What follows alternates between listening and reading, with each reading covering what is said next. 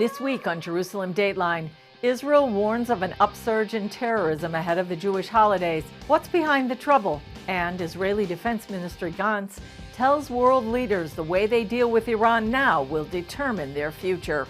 Plus, the second anniversary of the signing of the Abraham Accords. All this and more this week on Jerusalem Dateline.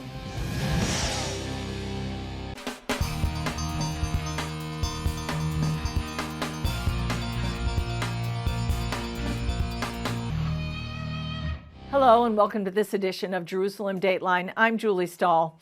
Israel is concerned about potential outbreaks of terrorism ahead of the upcoming Jewish holidays, beginning with Rosh Hashanah later this month. And all signs point to a familiar instigator, Iran. The director of Israel's Shin Bet Secret Service says there's been an upsurge in Palestinian terror attacks this year. We foiled 312 significant terrorist attacks, stabbings, shootings, suicide attacks, and have made 2,000 arrests. Speaking at a counterterrorism summit, Ronen Bar pointed to a massive increase in shooting attacks against Israeli troops and civilians in the West Bank. As Israel heads to its fifth election in 3 years, Bar says the instability has led to more attacks. From the intelligence that we have read, from the investigations of attackers we have conducted, and also from many years of familiarity with our adversaries, wherever they are, we can say today without a shadow of a doubt, the political instability, the growing internal division are an encouragement to the axis of evil, to the terror organizations and individual attackers. Bar says the rift developing in Israeli society is the most complex challenge Israel is facing. Israel's enemies, he says, believe Israel's national resilience is fading. In an operation called Break the Wave, the IDF stepped up its counterterrorism raids in Palestinian areas a few months ago. According to Israel's public broadcaster Khan, that led to a warning from Egypt urging Israel to back off, saying it worries about an escalation and possibly the situation spinning out of control. Bar calls Iran the underlying problem, a sentiment echoed by former Israeli intelligence officer Avi Melamed. The Iranian regime says openly that their intention is to set fire in the West Bank and to fuel the flames in the West Bank. According to Melamed, another contributing factor behind the violence is that the Palestinian Authority is at a crossroads. The term of the Palestinian president, Mahmoud Abbas, seemingly is towards the end. There is already an ongoing process where potential rivalries are kind of like taking positions.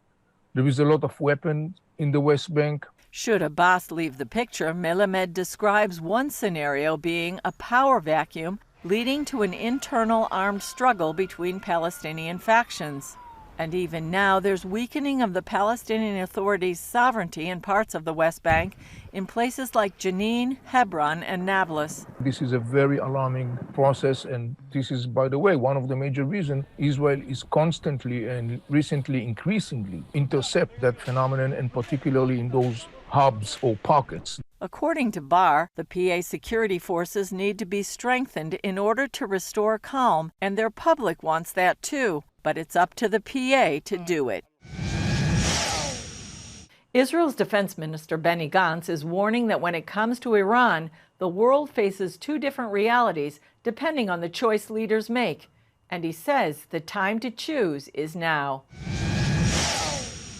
In a briefing for the UN Security Council and Abraham Accords ambassadors, Defense Minister Gantz says Iran is advancing its nuclear capabilities, especially its rate of uranium enrichment. His conclusion, the international community must ensure military deterrence in addition to diplomatic and economic efforts. The UN Security Council must take action in the face of the Iranian challenge. Israeli leaders have been especially steadfast with recent reports the U.S. might rejoin the Iranian nuclear deal. Proponents within President Biden's administration believe it would restrain Iran, while Israel believes otherwise.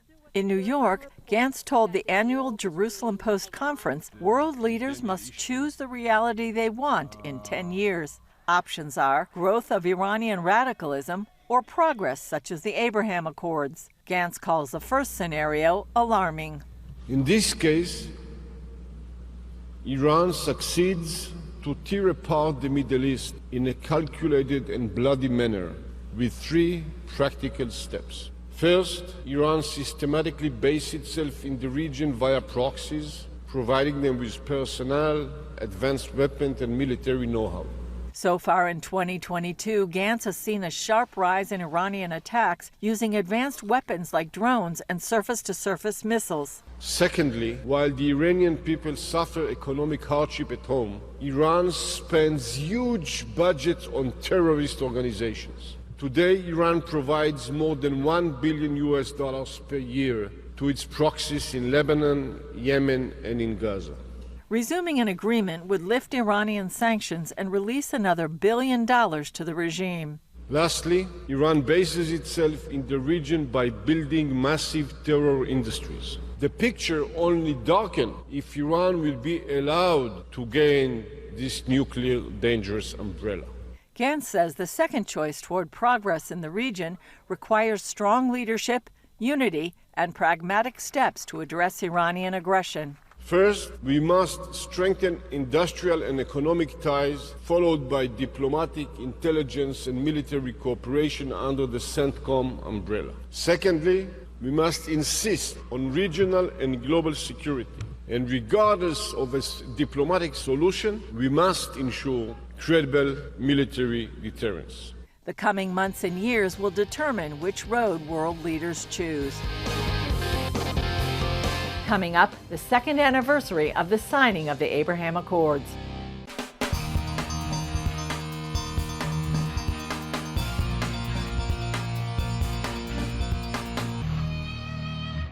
It's been 2 years since the official signing of the Abraham Accords, and business is booming for Israel and her Arab neighbors in the Gulf. Bilateral trade between Israel and her Gulf allies alone has already reached $1.4 billion this year. And that's just the beginning. Here's a story we did last year after a trip to Abu Dhabi about making water out of air. It may seem far-fetched, but an Israeli company has become a world leader in this groundbreaking technology. And it's strengthening ties between the Jewish state and the Arab world. Abu Dhabi is a modern jewel in the Middle East and capital of the United Arab Emirates. Located on the Persian Gulf, you might think it has plenty of water, but there's a problem. I'm not talking just about the ocean that you see outside. I'm talking about the groundwater.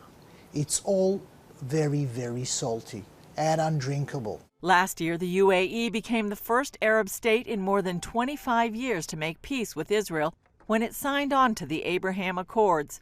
That opened the door for WaterGen. The second I heard and saw that the Abraham Accords were signed, I dropped everything I was dealing with and went directly to the UAE in order to strengthen the accords. Dr. Michael Mirilashvili is owner and president of WaterGen, which makes water out of air. Now that technology is helping make friends out of former enemies. We started here almost 6 months ago, and today our machines installed all over Abu Dhabi. Temperatures in Abu Dhabi regularly soar to 100 degrees and above, and that's hot. But this WaterGen machine here in the Al Fay Park gives water and refreshment to those who come to enjoy and play. The United Arab Emirates is very, very similar to Israel because it's a relatively young country that is located in the middle of the desert. Now WaterGen and the Emirati company Al Dakra Group have signed a landmark agreement for a water research program. We opened a water research institute in the UAE, which is a sub-institute from Tel Aviv University in Israel, named after my father, Moshe Mirilashvili. It helps us at WaterGen to produce a formula for the best premium water in the world, which will be the tastiest, the cleanest, and the healthiest in the world. Ben-Gurion University of the Negev is also involved. President Daniel Chamovitz says the goal is to combine research on water and agriculture. What we're doing with WaterGen is bringing these two institutes together such that with water purified through WaterGen from the air can then be used to funnel into agricultural systems to provide horticulture in desert urban settings. Another major announcement came with laying the cornerstone for a WaterGen production facility in the UAE for other Gulf states and Africa. While 70% of the Earth's surface is covered by water, only half of 1% is fresh water. More than 2 billion people don't have access to safe drinking water. That's where WaterGen comes in. My main goal is that every person in the world could afford to use our machines and have the best drinking water.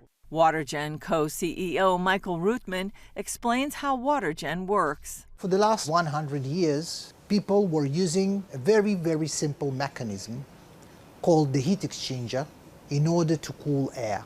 When the air is reaching a dew point temperature, the humidity is separated and you get water. Company scientists work to reinvent the heat exchanger. Now, with this revolutionary patented new heat exchanger, we can extract up to 5 times more water per 1 kilowatt of energy than any other technology on the market. Their biggest machine makes some 1,300 to nearly 1,600 gallons a day. The whole idea is to place as many small machines or medium machines all around the place and to create the water when you consume it. That includes a small genie machine for the home and even for cars to provide running water while you drive. Already in more than 80 countries, WaterGen has also placed machines in the Gaza Strip powered by solar panels. Ambassador Eitan Naeh tells CBN News what makes this partnership so strategically important. What we see around WaterGen is that it defines the reason why the United Arab Emirates wanted to have such relationships in the first place with Israel, which is about what we can give each other, technology, and scale up. Naeh adds why that combination leads to a strong synergy. It's really a symbol of our relationship. We create water from the air. We create relationships. We create contacts. We create business and trade out of animosity or indifference before. Friends out of enemies. So this is what we're heading for, hopefully. Miri Lashvili says a key part of the decision is that the UAE didn't choose WaterGen just because it's Israeli. They tested a lot of companies and compared, and they realized that we had an edge over everyone else. They told us, no one can even compete with you. He says that's led to a stronger partnership with very good people. When one has good and serious intentions, the Almighty always lends his help. Up next, one of the most beautiful messianic voices in Israel.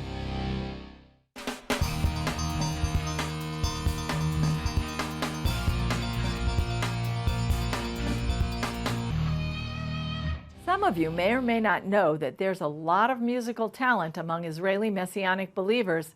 Today, I'd like to introduce you to one of the most beautiful voices in Israel.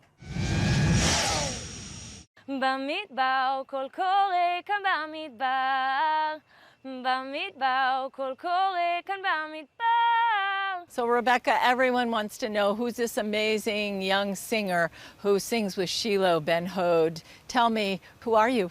And where do you come from? My name is Rebecca, and I was born in Florida in the United States to Colombian parents that immigrated. And in 2007, we made Aliyah as Jews that returned, and we've been living here ever since. So how did you get into music? So at a very young age, my parents decided to send us to a local house of prayer for once a week youth watches, kid watches really. It's still happening and still running for over 10 years now, where we would just sing, pray, and worship and actually really sing the scriptures back to the Lord. And so from a young age, it's really all that I've known. And at the age of 13, I dedicated my life to the Lord, and it's been really special with my relationship with the Lord.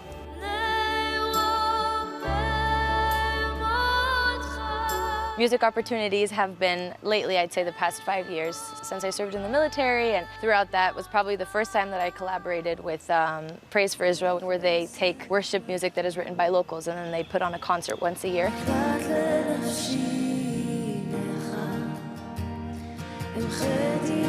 And you've collaborated with others also, including some Arab believers? I grew up going to this house of prayer, Sukkot Hallel, where we had annual conferences with Jews and Arabs throughout the country, and actually also from Gaza and the West Bank areas. So just worship together, no politics. We were teenagers, and so really coming around, praising the Lord together just brought a lot of unity and beautiful relationships still today. So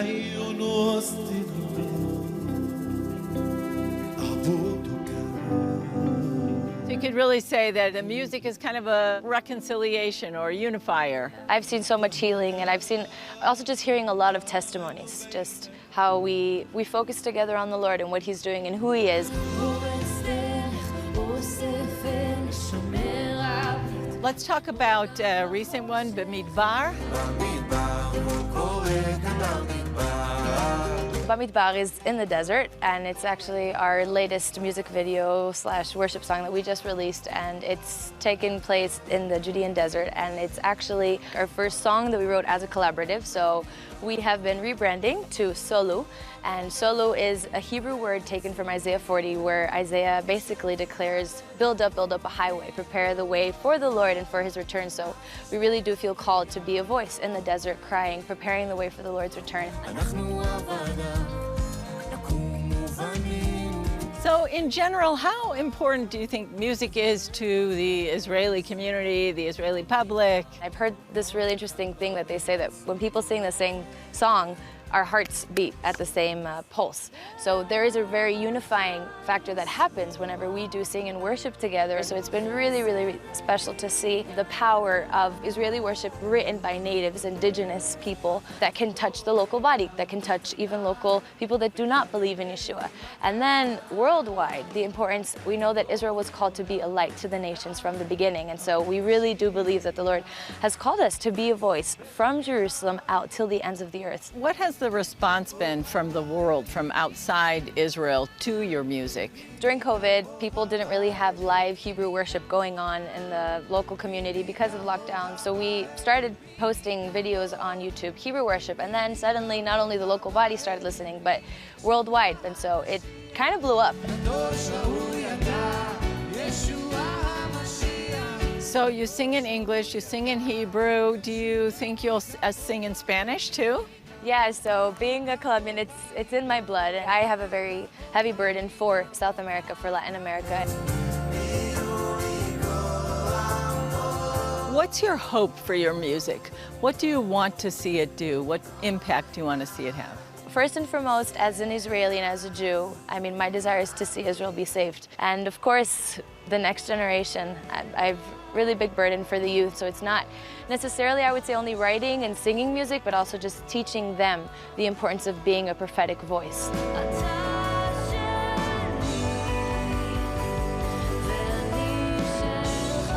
It's not about who's watching or who's talking or watching us, but it's really who we're singing before. That's what really counts. And so really encouraging the younger generation to just sing to the Lord and let that be what we welcome Him with.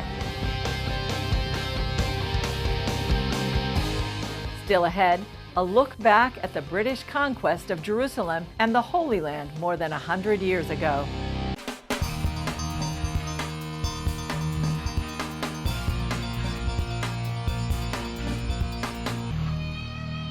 As Great Britain and the world continue to say their final goodbyes to Queen Elizabeth II, we wanted to give you a look at the beginnings of British rule in the Holy Land.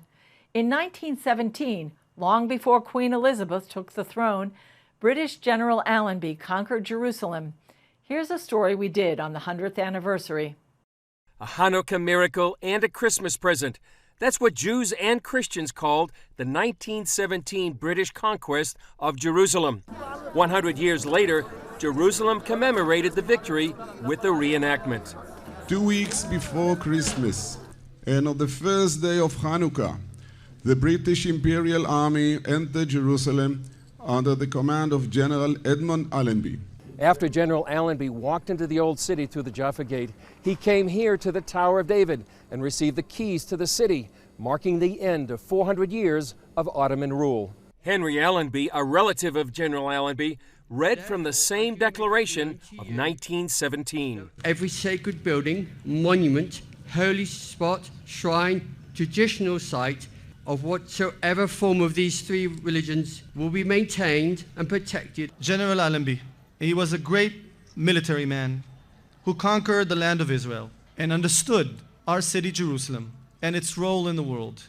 The anniversary celebration also welcomed a new exhibit at the Tower of David Museum. It was a moment of hope for the people of Jerusalem who suffered so much from the war, from hunger, They waited for the change. This wasn't about a demanding surrender of Jerusalem. That's why he got off on a horse.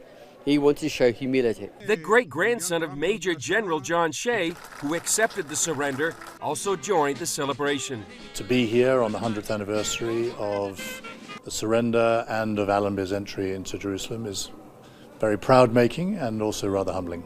An important aspect of the victory was Allenby's faith. General Allenby was a devout believer in Yeshua and knew his scriptures extremely well, including the prophecies of Jerusalem. And when he knew when the Lord gave him the prophecy of Isaiah 31:5, like birds flying about, so will the Lord of hosts defend Jerusalem. Defending, he will also deliver it. Passing over, he will preserve it. He was given the idea of planes flying over and dropping leaflets that said, "Leave the city now." So that's why he was able to take it out without destruction, as the prophecy said. Without firing one gunshot, he walked into the city. Ken Thompson's grandfather helped conquer the city under Allenby. To me, it has a lot to do with the fact that Allenby was a believer, that he knew his scripture, and my grandfather got to be there, was there with that. It was part of history. General Allenby had a gift for Jerusalem mayor Nir Barkat. 100 years ago, I stood here and I received the key to this wonderful city. And I think that 100 years later, it's about time that I return it. Good for you. So it's a little bit rusty, but keep it, watch it, it's the only copy. So to another 100 wonderful years here in Jerusalem. Thank you. Chris Mitchell, CBN News, Jerusalem's Old City.